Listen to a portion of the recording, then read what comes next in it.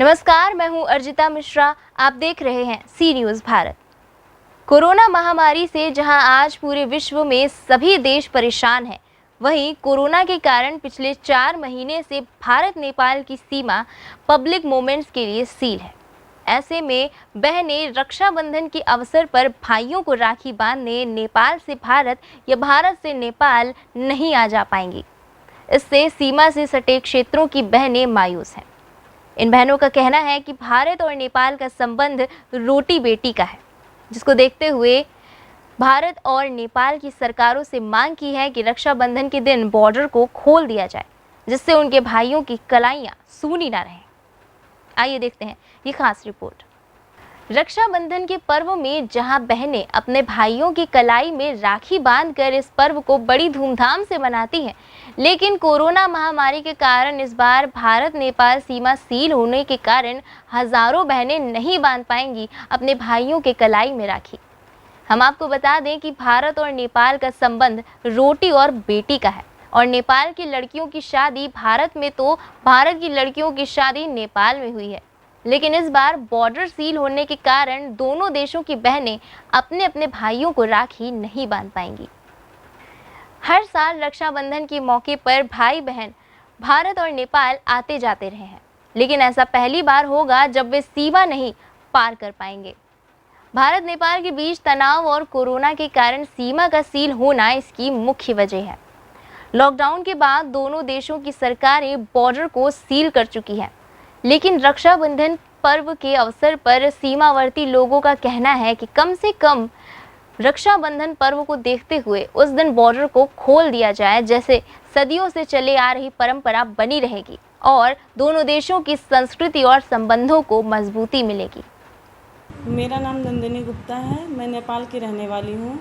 पिछले 8 साल पहले मेरी शादी हुई है। इस बार लॉकडाउन के कारण हम अपने मायके जा नहीं पा रहे हैं, तो राखी आने वाला है। हर साल राखी में अपने मायके जाती थी, इस बार जा नहीं पा रही हूँ कोरोना और लॉकडाउन के वजह से। तो भाई लोग से फ़ोन पे बात की हूँ, उसके बाद से बात हुआ है, तो भाई लोग भी बहुत कष्ट में हैं कि मतलब दीदी नहीं आ पा रही हैं और हम भी बहुत कष्ट में हैं कि मायके नहीं जा पा रहे हैं। तो हर साल जाती थी। यही अनुरोध करना चाहता हूँ भारत सरकार से भी और नेपाल सरकार से कि हमारा जो भारत और नेपाल का संबंध है वो बेटी रोटी का संबंध है और इस रक्षाबंधन के पावन पर्व पर जहाँ हमारी बहनें राखी लेकर नेपाल में रहने वाले भाइयों का इंतजार कर रही हैं, वहीं नेपाल में रहने वाली बहनें जो भारत में रहे भाइयों का इंतजार कर रही हैं। इस महान पर्व को बहनों की आंखों में आंसू है।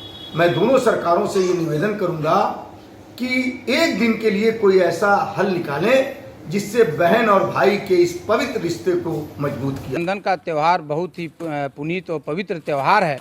बहुत हर्षोल्लास के साथ एक साल में यह त्यौहार आता है और वो इसको बहुत हर्षोल्लास के साथ मनाने का काम करती हैं। परंतु भारत नेपाल का जो बॉर्डर है वो आज कोरोना के कारण बंद है। निश्चित रूप से इस कोरोना के कारण हमारी बेटियों में, दोनों देशों को बेटियों को बहुत ही निराशा व्याप्त है उनके बीच में। हम अब भारत सरकार और नेपाल सरकार से विनम्रतापूर्वक ये अपील करना चाहते हैं कि एक दिन के लिए यह सांस्कृतिक संबंध, रोटी बेटी का संबंध जो सदियों से चला आ रहा है, उसको कायम करने के लिए एक दिन के लिए यह बॉर्डर खोल दिया जाए। और मैं हर साल जाती थी भाई के राखी कलाई में राखी बांधने के लिए। अब की बार नेपाल बंद होने से हम लोग जा नहीं पा रहे हैं।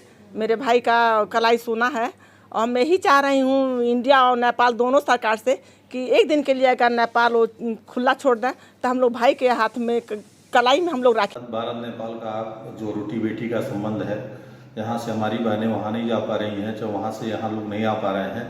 इस कोरोना महामारी को देखते हुए हम चाहते हैं कि रक्षाबंधन त्यौहार पर्व को एक महामारी को देखते हुए अपने रिश्तों को जो है और मजबूत बनाएं और इसको अच्छी तरीके से मनाएं और हमारा संबंध फिर हमारे भाई बहन का रिश्ता जो है बना ही रहेगा। रक्षाबंधन को ठीक से मनाएं और कोरोना में उचित दूरी बना के रखें। महाराजगंज से संवाददाता अंगद शर्मा की रिपोर्ट।